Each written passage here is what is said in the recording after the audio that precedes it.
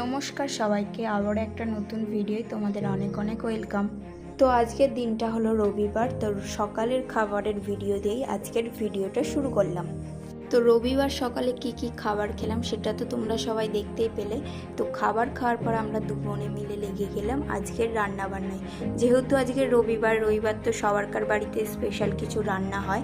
তার ওপর আজকে আসবে বড় মাসি, তো আমরা দুজন মিলে তো উনুনে যুদ্ধ করতে করতে এখানে চিংড়ি মাছের মালাইকারি আর মাছের ঝালটা রান্না করেই নিয়েছি। আর রান্না করে নেওয়ার পর রান্নাগুলো দেখতে ঠিক এরকম হয়েছিল। আর এখানে তো আমার দিদার একটাই কাজ, সমস্ত জামা কাপড় ভালো করে রোদে দিয়ে শুকনো করা।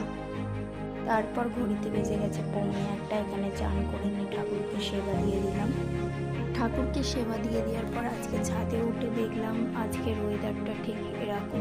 আর এরকম ওয়েদারে কান্না ভিডিও করতে ইচ্ছা করে, তাই আমিও একটু প্রকৃতির ভিডিও করে নিলাম।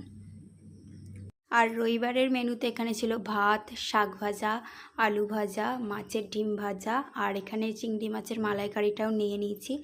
আর মাছের ঝালের থেকে আমার তো চিংড়ি মাছের মালাইকারিটাই বেশ ভালো লেগেছিল। আর লাস্ট পাতে খেয়ে নিলাম একটু টক দই।